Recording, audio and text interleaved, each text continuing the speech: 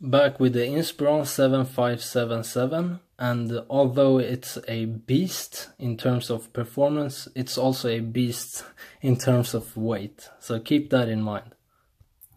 When you open the computer up, you're greeted with this, and it may look very normal, I guess, but it does have a fingerprint reader, which is very responsive. I do have the Nordic version, which means I do have a white keyboard, which is really nice. And this is the image quality in terms of screen. This is the 4K. And audio.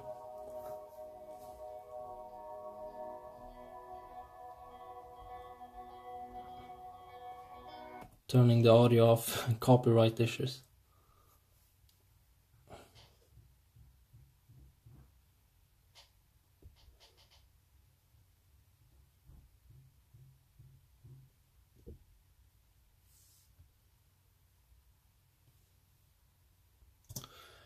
There really isn't much to say about the screen, except that it's one of the best screens I've seen personally, on a gaming laptop and laptop in general, so keep that in mind. This is the 4K version. That does not apply to the full HD version, which I've heard is just average, you know, as average can be. This one, however, is great, really good, really good.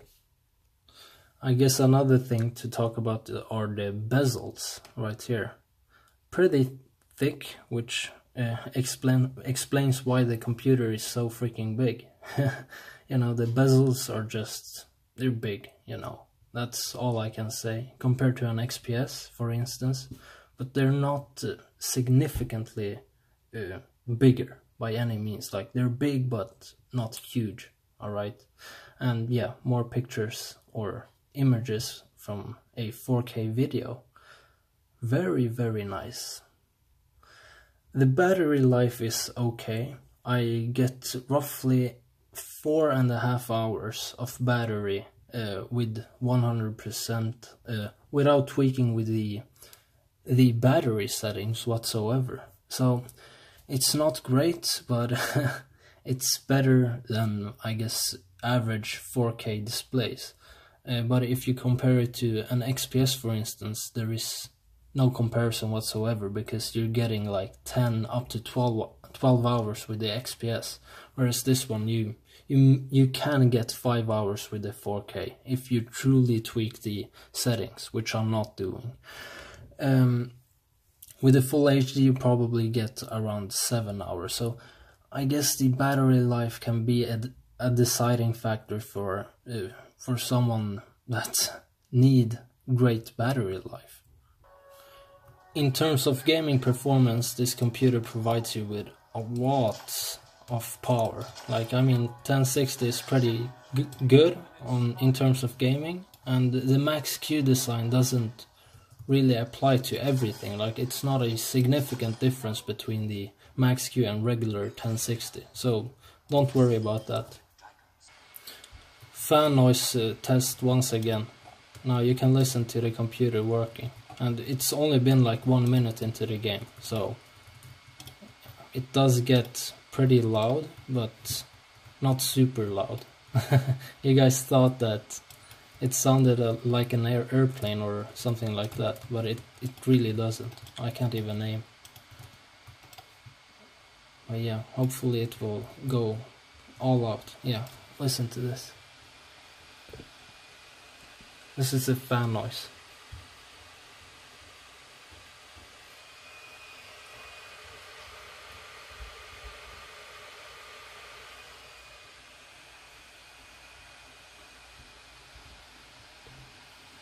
It's not that loud, guys. With audio, I mean,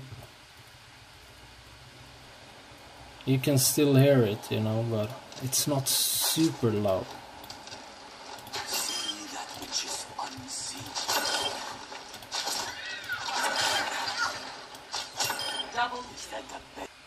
And this is the panel right here where I was pretty much telling a commenter that the heat is strictly on this panel right here, only here. I can only feel the heat here, nothing on the keyboard, nothing here.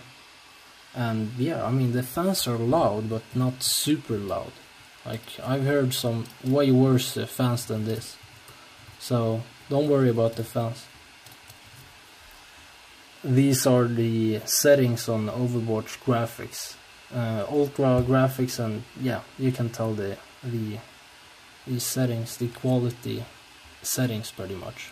So pretty high on settings, and it's really good. Like, the performance is really good. In terms of heat, it doesn't get super hot. Like, I cannot feel any heat whatsoever, as I said right here. There is no heat, like, at all. It's only here, like, just here. And I've been playing games for 3 hours straight with no problem. So don't worry about the heat. It's averaging around, the temperature is like 60 degrees Celsius, and under load, extreme amounts of load, I would say 70 to 80, and I've never seen it past 80 degrees, so it doesn't really matter what you do with this. It's a beast of a computer. And again, it does take some time for the fans to truly shut off, you know. It does really take some time. It probably takes around like 10 minutes, 5 to 10 minutes for them to completely cool off. If you have a window open, obviously it will speed up the process, but it takes around 5 minutes to have it completely quiet again. But it's not really that bad. I mean, I cannot hear it from outside my room or anything like that, so no big deal. More video, 4K video, I guess. Some of you asked about the screen quality, and it's so good. Like, just look at this. It's so good. You can get it super bright as well. I don't know if the video will do any justice, but yeah, it's super bright. Like, it's damaging my eyes right now. It's super bright, but it's really nice. Sharp images, and now you can see the fans idling down. Like, they're getting less noisy as I've played the game, you know, Overwatch, and now cooling the system off. Again, I don't really see the point of buying this computer without the 4K screen, because the screen is just so much better than the full HD version. It's not even funny. So if you were to buy this computer, I would buy the 4K. The only difference between them two, in terms of performance and whatsoever, is the battery life, okay? As I said, I get roughly around 4 hours with this computer. With the full HD, it's probably around 6 hours, but then you would have a significantly worse screen than you have with the 4K.